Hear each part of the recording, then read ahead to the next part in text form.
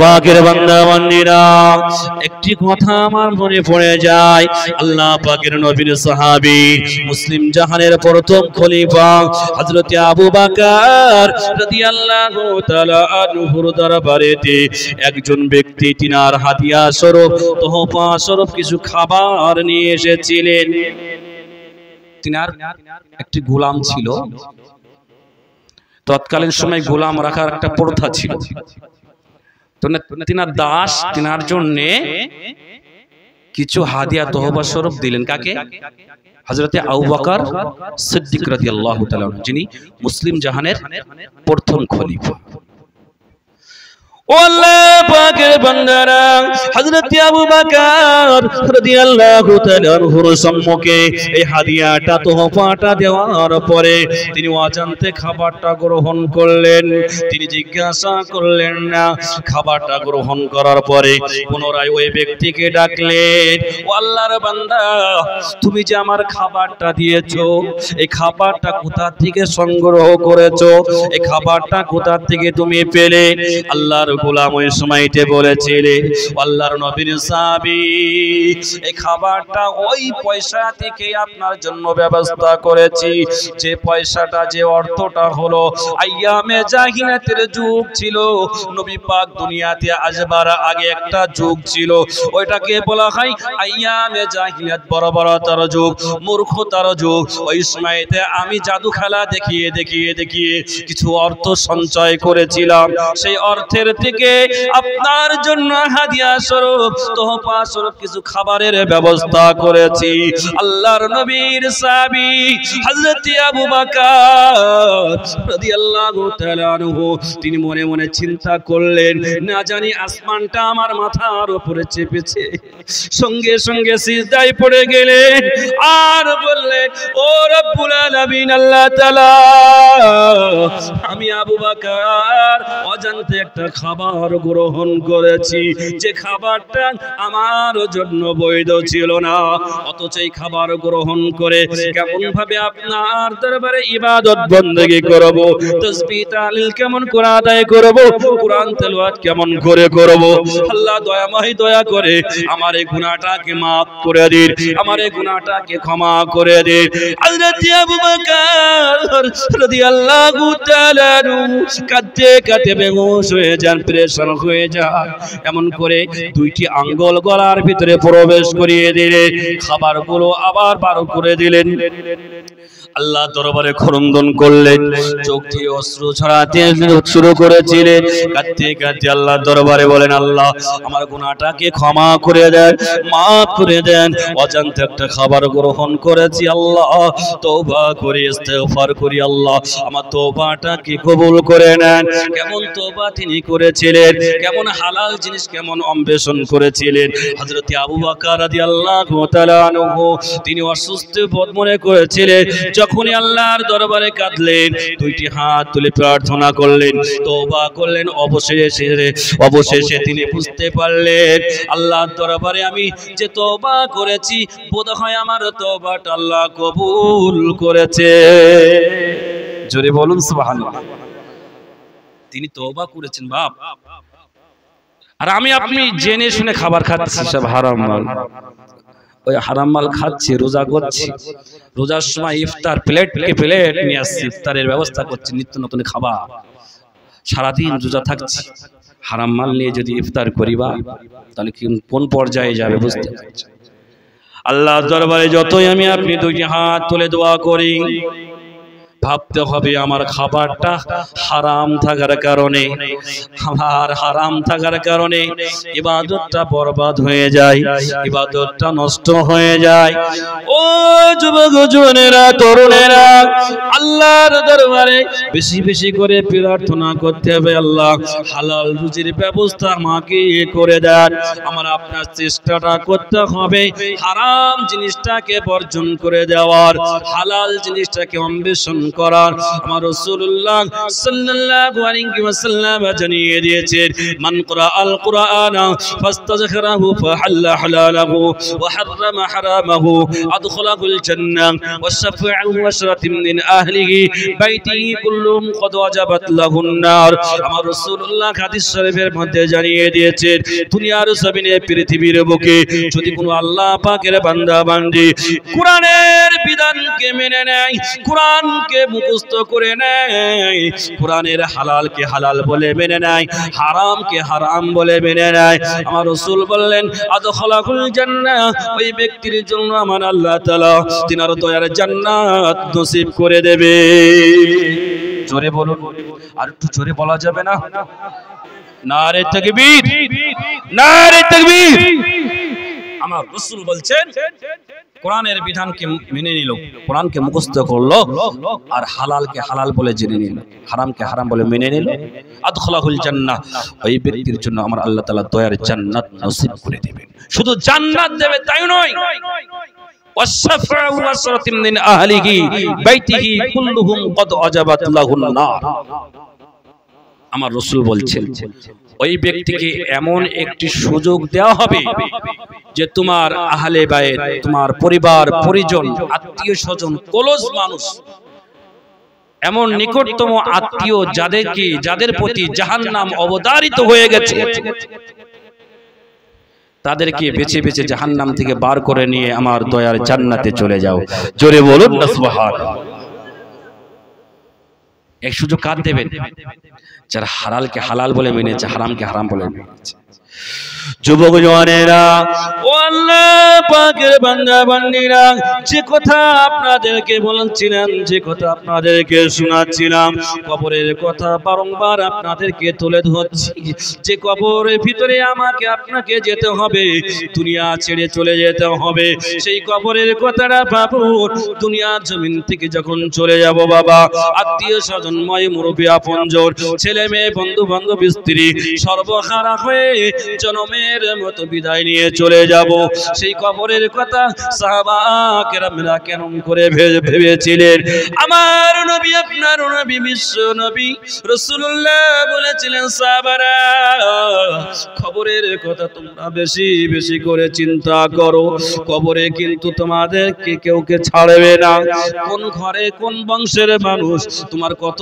অর্থ আছে কত তোমার টাকা পয়সা আছে ব্যাংক ব্যালেন্স তোমার কতটা আছে গাড়ি তোমার কতটা আছে বাড়ি তোমার কতটা আছে এসব বিষয়ে কবর কাউকে জিজ্ঞাসা করবে না যার আমলটা ভালো হয়ে যাবে কবর নামক জায়গাটা আমার আপনার শান্তিময় হয়ে যাবে যার আমলটা ভালো হবে না কবর নামক জায়গাটা জাহান্নামের গর্ত হয়ে যাবে আমার নবী আপনার নবী বিশ্ব নবী নবী জনাবে মুহাম্মদুর রাসূলুল্লাহ সাল্লাল্লাহু আলাইহি ওয়াসাল্লামের প্রাণ প্রিয় সাহাবী হযরত সাদ ইবনে মুআজ রাদিয়াল্লাহু তাআলা আনহু যখন ইন্তেকাল করেছিলেন নবী আমার বলেছিলেন ও আমার সাহাবারা সাদ ইবনে মুআজ আমার সাহাবী আজ ইন্তেকাল করেছেন মারা গেছে দুনিয়া থেকে চিরতরে বিদায় নিয়ে চলে গেছে তিনার জানাজার জন্য তোমরা তৈরি হয়ে যাও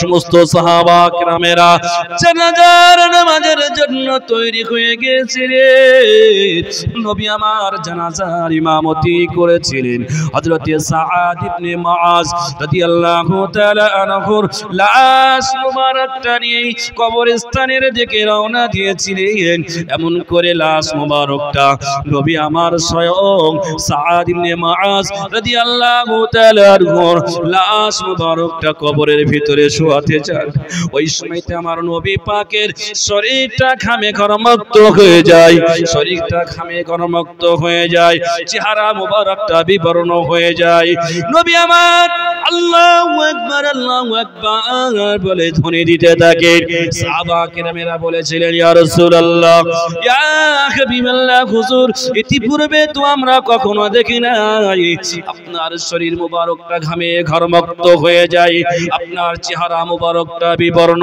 হয়ে যায় আপনি আবার তাকবীর ধ্বনি দিতেছেন আল্লাহু আকবার আল্লাহু আকবার আল্লাহু আকবার বলে তাকবীর ধ্বনি দিচ্ছেন এর কারণটা কি সাহাবা কেরামরা জিজ্ঞাসা করছে। আমার নবী আপনার নবী বলেছিলেন ওয়ামার সাবানা সাদ ইবনে মুআজ রাদিয়াল্লাহু তাআলা আনহু লাশ মুবারকটা নিয়ে যখনই কবরের ভিতরে নামাতে যায় ওই সময়তে দেখতে পেলাম সাদ ইবনে মুআজ রাদিয়াল্লাহু তাআলা আনহুর কবরটা সংকীর্ণ হয়ে যায়, ছোট হয়ে যায়, যার কারণে আমি নবী পাক সাল্লাল্লাহু আলাইহি ওয়াসাল্লাম আর স্বাভাবিকভাবে থাকতে পারি না। আমার শরীরটা ঘামে ঘরমুক্ত হয়ে যায়, ঘামগুলো ঝরে ঝরে জমিনে পড়তে থাকে। আমার সাহাবারা, যার কারণে আমি রাসূলুল্লাহ আমার চেহারা মোবারকটা বিবর্ণ হয়ে গেছে। আমার সাহাবা কেরামেরা, আমি রাসূলুল্লাহ কেন তাকবীর দিলাম তোমরা কি জানো নাকি? সাহাবা কেরামেরা বলেছিলেন না না ইয়া রাসূলুল্লাহ, আল্লাহু ওয়া রাসূলুহু, আল্লাহ এবং তার রাসূল ভালো জানে। আমার রাসূলুল্লাহ বলেছিলেন সাহাবারা, এমন অবস্থায় যখন দেখলাম সাহাবী হযরত সাদ ইবনে মুআজ রাদিয়াল্লাহু তাআলা আনহুর কবরটা সংকীর্ণ হয়ে যায়, কবরটা ছোট হয়ে যায়, আমি রাসূলুল্লাহ আল্লাহর দরবারে প্রার্থনা করলাম, আল্লাহর দরবারে দোয়া করলাম, ও রব্বুল আলামিন আল্লাহ তাআলা সাদ ইবনে মুআজ রাদিয়াল্লাহু তাআলা আনহুর কবরটা আপনি প্রশস্ত বানিয়ে দেন, সাদ ইবনে কবরটা প্রশস্ত বানিয়ে দেন। আমি রাসূলুল্লাহ দোয়া করার সঙ্গে সঙ্গে দেখতে পেলাম সাদ ইবনে মুআজের সংকীর্ণ কবরটা আমার আল্লাহ তাআলা সঙ্গে সঙ্গে প্রশস্ত বানিয়ে দিয়েছে। জোরে বলুন, আর একটু জোরে বলা যাবে না সুবহানাল্লাহ? যার কারণে আমি রাসূলুল্লাহ আল্লাহু আকবার বললাম। আল্লাহ মহান, আল্লাহ বড়। দোয়া করার সঙ্গে সঙ্গে, প্রার্থনা করার সঙ্গে সঙ্গে সংকীর্ণ কবরটা প্রশস্ত বানিয়ে দিলেন কে? আল্লাহ। কে বলে? আল্লাহ বানিয়ে দিলেন। কোন সাহাবীর কথা বর্ণনা করছে আপনাদের কাছে? যে সাহাবী এমন করে বুজুর্গ সাহাবী, তাহাজ্জুদ গুজারি সাহাবী, আল্লাহ ওয়ালা সাহাবী, যে সাহাবী আল্লাহর দরবারে এত ইবাদত বندگی করেছেন, যে সাহাবীর জানাজার নামাজে আমার আল্লাহ তাআলা অগণিত রহমতের ফেরেশতা পাঠিয়েছিলেন। ও আমার যুবক জওয়ানেরা, আমার রাসূলুল্লাহ ইমামতি করেছিলেন, যে সাহাবীর জানাজার নামাজে আমার আল্লাহ এত পরিমাণে রহমতের ফেরেশতা পাঠিয়ে দিয়েছিলেন যে দুনিয়ার জমিনটা ওই সময় ওই জায়গাটা একটু পরিমাণের খালি ছিল না, অবশিষ্ট ছিল না। আমার রাসূলুল্লাহ দেখলে ফলো করলেন একটু জায়গা পরিমাণের খালি নাই। যে সাহাবার প্রতি আমার রাসূলুল্লাহ খুশি, আমার আল্লাহ তাআলা খুশি হয়েছেন। যে সাহাবার আত্মাটা রূহটা কবজ করে নিয়ে হযরতে আযরাইল আলাইহিস সালাতু ওয়াস সালাম ঊর্ধ্ব গগনের দিকে চলেছেন। প্রথম আসমানের দ্বাররক্ষী ফেরেশতারা ওয়েলকাম জানিয়েছিলেন, স্বাগতম জানিয়েছিলেন। সে সাহাবার আত্মাটা, পবিত্র আত্মাটা দেখে সমস্ত সাহাবা, সমস্ত ফেরেশতা মণ্ডলীরা ওয়েলকাম ওয়েলকাম জানিয়েছিলেন, স্বাগতম জানিয়েছিলেন। সে সাহাবার আত্মাটা এমন করে আল্লাহর কাছে পবিত্র আত্মা হওয়া সত্ত্বেও তিনি কবরের আযাব থেকে নিষ্কৃতি পান নাই। আমি আপনি একবার বুকে হাত দিয়ে বলি, আমার আপনার কোন আমলটা বেশি ভালো আছে যে আমলের বিনিময়ে আমি আপনি কবরের আযাব থেকে বেঁচে যাব?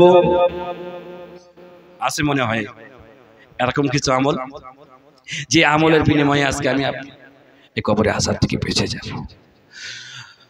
বেশি সময় আপনাদের কাছে নেব না, কষ্ট আমি আপনাদের দেবো না, যেহেতু আপনারা সারাদিন কাজ কাম করেন। সময়ের দিকে আমি লক্ষ্য করে দোয়াদানি করে ছেড়ে দেবেন ইনশাআল্লাহ, ঠিক আছে? অনেকে মনে মনে ভাবছেন যে হুজুর হয়তো ওয়াজ ধরেছে, কখন ছাড়বে না ছাড়ে কোনো ঠিক নাই। না, অসুবিধা নাই, আপনাদের টেনশন করতে হবে না ইনশাআল্লাহ। আমারও বিবেক আছে, কম বেশি ইনশাআল্লাহ নলেজ আছে, ফলো করব ইনশাআল্লাহ। মুহাব্বতের সঙ্গে দরুদ শরীফ, আল্লাহুম্মা সাল্লি আলা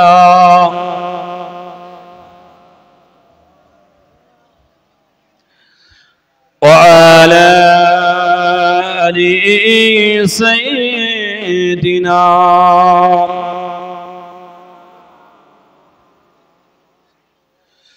ভাই ও বাবা জিরা বাপ দুনিয়া কিন্তু সকলকে ছাড়তে হবে, একথা সব আলেম উলামা মাওলানা তিনারা এক কথাই বলে আসছেন। তিনাদের কোনো বানানো কথা না, আল্লাহর কথা বলে, কথা বলে আল্লাহর কথা। অনেকে আমরা মনে করি, কি মনে করি, জি জি জি, যখন আমরা বিপদে পড়ি তখনই আল্লাহকে ডাকি, আর যখন বিপদ উদ্ধার হয়ে যায় আল্লাহর কথা ভুলে যায়। আল্লাহর গজব বড় কঠিন, ভয়ঙ্কর। অন্য অন্য নবীদের উম্মতেরা আল্লাহ তাআলার গজবে নিপতিত হয়েছেন, ধ্বংস হয়েছে, কিন্তু আমি আপনি আমার রাসূলের দোয়ার বরকতে এখনো পর্যন্ত আল্লাহ ভালো রেখেছে। অন্য অন্য নবীদের উম্মতের ভিতরে ছিল নাফরমানি, তাদের ভিতরে ছিল জিনা ব্যভিচার, তাদের ভিতরে ছিল জুয়া সুদ ঘুষ, কিন্তু আমাদের ভিতরে আছে না নেই? আমাদের ভিতরেও তো আছে সেম, কিন্তু তিনারা ধ্বংস হলে আমাদের নবী পাকের দুয়ার বরকতে আমরা এখনো ভালো আছি, আল্লাহ ভালো রেখেছে। জোরে বলুন না সুবহানাল্লাহ। আল্লাহ নিজেই বলছেন কুনতুম খায়রা উম্মাতিন উখরিজাত লিন-নাস তা'মুরুনা বিল মা'রুফ ওয়া তানহাউনা আনিল মুনকার ওয়া তু'মিনুনা বিল্লাহ। আমি আল্লাহ তোমাদেরকে দুনিয়ার জমিনে সর্বোৎকৃষ্ট সর্বোত্তম জাতি হিসাবে মানুষের কল্যাণের জন্য বাহির করেছি। কি করবে তোমাদের কাজ কি? তা'মুরুনা বিল মা'রুফ ওয়া তানহাউনা আনিল মুনকার, তোমরা মানুষকে সৎ কাজের আদেশ করবে, অসৎ কাজ থেকে নিষেধ করবে। ওয়া তু'মিনুনা বিল্লাহ, এবং আল্লাহ তাআলার প্রতি সর্বোচ্চ ঈমান তোমরা রাখবে। জোরে বলুন সুবহানাল্লাহ। সেই জন্য অন্য অন্য নবীদের উম্মতের তুলনায় আমরা হলাম বিশেষ নবীর উম্মত। আমাদের ভিতরে একটি বিশেষ বৈশিষ্ট্য থাকবে, সেটা হলো মানুষকে আদেশ করা, সৎ কাজের অসৎ কাজ থেকে নিষেধ করা, আর নিজের জীবনের গুনাহ থেকে ফলো করে অনুতপ্ত হয়ে আল্লাহর দরবারে ফিরে আসা। আর অন্য অন্য নবীদের গুনাহ করত উম্মতেরা, কিন্তু তাদের তওবা করার সে মন মানসিকতা ছিল না, ফিরে আসা সে মন মানসিকতা ছিল না, যার কারণে আল্লাহ তাআলা ডাইরেক্ট সরাসরি অ্যাকশন দিয়েছে। আমরা জানি না সব জানি, কিন্তু তারপরেও এখনো পরিবর্তন করার চিন্তা করলাম না। আমাদের কাজ হবে মানুষকে সৎ কাজের আদেশ করা, অসৎ কাজ থেকে নিষেধ করা। একজন মুসলমান হিসাবে দায়িত্ব আছে না নাই? আছে। বিশ্বনবী বলেছেন আলা কুল্লুকুম রাইন ওয়া কুল্লুকুম মাসউলুন আর রাইয়াতিহি, ওয়া আমার উম্মত উম্মতানিরা, তোমরা প্রত্যেক ব্যক্তি দায়িত্বশীল। এই দায়িত্ব সম্পর্কে কিয়ামতের ময়দানে, মহা ময়দানে আমার আল্লাহ তাআলা জিজ্ঞাসিত করবেন। আমার আপনার গার্জিয়ান হিসাবে যে দায়িত্ব আছে, আমার আপনার গ্রামবাসী হিসাবে যে দায়িত্ব আছে, আমার আপনার মোড়ল হিসাবে যে দায়িত্ব আছে, আমার আপনার মেম্বার হিসাবে যে দায়িত্ব আছে, আমার আপনার এমন করে রাজ্যমন্ত্রী বলুন আর প্রধানমন্ত্রী বলুন, যে দায়িত্বটা আছে, দায়িত্বটা তো পালন করা কর্তব্য আছে না নাই? আছে। এই দায়িত্ব সম্পর্কে জিজ্ঞাসা করবেন কে বলেন? আল্লাহ জিজ্ঞাসা করবেন? অবশ্যই জিজ্ঞাসা করবেন। আমার নবী আপনার নবী বিশ্বনবী বললেন, ও আমার উম্মত উম্মতানিরা, যখন তোমাদের সম্মুখে কোনো মানুষ অন্যায় কাজ করবে, গর্হিত কাজ করবে, নাফরমানি কাজ করবে, যদি তোমার শক্তি থাকে, যদি তোমার ক্ষমতা থাকে, তাহলে হাতের দ্বারাই বাধা দাও। মান রাআ মুনকারান ফালিয়ুগাইয়ির বিয়াদিহি ফাইল্লাম ইয়াস্তাতি ফাবিলিসানিহি ফাইল্লাম ইয়াস্তাতি ফাবিকলবিহি ওয়া যালিকা আযআফুল ঈমান। আমার নবী আপনার নবী জানিয়েছে, যখন তোমাদের সম্মুখে কোনো অন্যায় কাজ করবে, যদি তোমার শক্তি থাকে, যদি তোমার ক্ষমতা থাকে, হাতের দ্বারাই বাধা দেবে। যদি হাতের দ্বারাই বাধা না দিতে পারো আমার উম্মত, অন্তত জবানের দ্বারাই, বাক শক্তির দ্বারাই, কথার দ্বারাই তাকে নিষেধ করবে। ফাইল্লাম ইয়াস্তাতি ফাবিলিসানিহি ফাইল্লাম ইয়াস্তাতি ফাবিকলবিহি ওয়া যালিকা আযাফুল ঈমান। আমার নবী বললেন, যদি হাতের দ্বারাই বাধা না দিতে পারো, পারো, জবানের দ্বারা যদি তুমি বাধা না দিতে পারো, বাকশক্তির দ্বারা যদি তুমি বাধা না দিতে পারো, অন্তত সেই নোংরা কাজটাকে, না ফরমানি কাজটাকে অন্তর দিয়ে তুমি ঘৃণা করো। ওয়াযালিকা আযআফুল ঈমান। আমার নবী বললেন এটাই হলো ঈমানের সর্বনিম্ন স্তর। যদি কোনো ব্যক্তি অন্যায় কাজ করে তাকে বাধা প্রদান করতে হবে। যদি আমার আপনার শক্তি থাকে হাতের দ্বারাই বাধা দেব, তা না হয় রাসূল বলেছেন অন্তর দিয়ে জবানের দ্বারাই, অর্থাৎ বাক শক্তির দ্বারাই, কথার দ্বারাই যদি নিষেধ করতে পারি, কথার দ্বারাই তাকে নিষেধ করতে হবে। তাতেও যদি না পারি, অন্তত ওই কাজটাকে অন্তর দিয়ে ঘৃণা করব, যেহেতু এটা শরীয়ত বহির্ভূত কাজ, যার ফলে এটাকে ঘৃণা করতে হবে। আল্লাহ রাসূল বলেছেন ওয়াযালিকা আযাফুল ঈমান, এটা হলো ঈমানের একেবারে বহির্ভূত, ঈমানের একেবারে নিম্ন স্তর। যদি আমার আপনার এই ঈমানটুকু না থাকে, পাওয়ারটুকু যদি না থাকে, তাহলে ভাবতে হবে আমার আপনার ঈমান একেবারে লো হয়ে গেছে। ভাইজান, খারাপ কাজকে দেখে অনেকে উৎসাহিত দিতে থাকে, আবার অনেকে বিনোদন দিতে থাকে, যাতে করে এই কাজটাকে আরো আগিয়ে চলে। আসে না সমাজের মানুষেরা?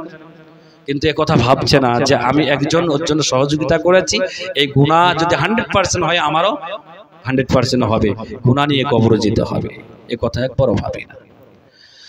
যুবক জওয়ানেরা, তরুণেরা, ও আল্লাহ পাকের বান্দারা, নবী পাকের উম্মত উম্মতানিরা, আমার নবী পাক সাল্লাল্লাহু আলাইহি সাল্লাম সোনার জমানে জানিয়ে দিয়েছে, যখন সমাজের মাটিতে মানুষ গুনাহ করতে থাকবে, অন্যায় করতে থাকবে, রাহাজানি করতে থাকবে, দাঙ্গা হাঙ্গামা করতে থাকবে, এমন করে যদি কেউ নিষেধাজ্ঞা না করে, অন্যায় থেকে প্রতিবাদ যদি না করে, ওই সমস্ত উম্মতের জন্য আমার আল্লাহ তাআলা রাগান্বিত হয়ে তাদের প্রতি আযাব দিয়ে শুরু করে দেবে। আমার নবী পাক সাল্লাল্লাহু আলাইহি সাল্লাম বললেন, ইসলাহ তা'মুরুনা বিল মারুফ ওয়া লা তানহাউনা মুনকার, যখন তোমরা সৎ কাজের আদেশ করবে না, অসৎ কাজ থেকে নিষেধ করবে না, লা ইউসাল্লি তান্না আলাইকুম সুলতানান যালিমা, আমার আল্লাহ তাআলা ওই উম্মতদের প্রতি রাগান্বিত হয়ে জালিম বাদশা, জালিম শাসক তাদের জন্য নিযুক্ত করে দেবে। ওই জালেম বাদশা তাদেরকে এমন করে অত্যাচার করতে থাকবে। হচ্ছে না? হচ্ছে না? শুরু হয়ে গেছে। যখন আল্লাহর বিধানকে ছেড়ে দিয়ে চলেছি, অন্যায়কে প্রতিবাদ করছি না, অন্যায়কে গ্রহণ করছি, জালিম বাদশা আল্লাহ তাআলা নিযুক্ত করে দেবেন, যে জালিম বাদশার মাধ্যম দিয়ে এরা এক সময় কি ব্রেনটা খুলে যাবে, তারা পথে আবার ফিরে আসবে, আল্লাহকে তখন ডাকবে, বিপদে পড়ে আল্লাহর নাম ডাকবে। কথা রাসূল বলছেন, তারা অন্যায়কে দেখে প্রতিবাদ করবে না, গুনাহ করতে থাকবে। আল্লাহ রাসূল বলছেন জালিম বাদশা তাদের প্রতি নিযুক্ত করে দেওয়া হবে। ও আল্লাহ পাকের বান্দা বান্দীরা, যুবক জওয়ানেরা, ও আমার মায়েরা ভাইয়েরা, ও আমার মুরব্বি বাবাজিরা, আল্লাহ পাকের নবী সাল্লাল্লাহু আলাইহি সাল্লাম দোয়া করেছিলেন, যার কারণে আজকে আমি আপনি আল্লাহর রহমতের ছায়াতলে দাঁড়িয়ে আছি।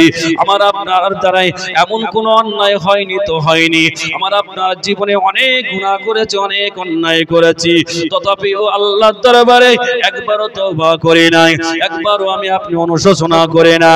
অন্য অন্য নবীর উম্মতিরা গুনাহ করেছিলেন, অন্যায় করেছিলেন, তারা গাদ্দারি করেছিলেন, তারা তাকাব্বুরি করেছিলেন, তারা বড়াই করেছিলেন, তারা অহমিকা করেছিলেন, দাম্ভিকতা দেখিয়েছিলেন, যার পরে আমার আল্লাহ তাআলা খোদাই কসম ডাইরেক্ট দিয়ে তাদেরকে দুনিয়া থেকে উৎখাত করে দিয়েছিলেন। ও আল্লাহ পাকের বান্দারা, নবী পাকের উম্মতেরা, নবী পাক সাল্লাল্লাহু আলাইহি সাল্লাম বলেছেন, আল্লাহ তাআলার আযাব থেকে তোমরা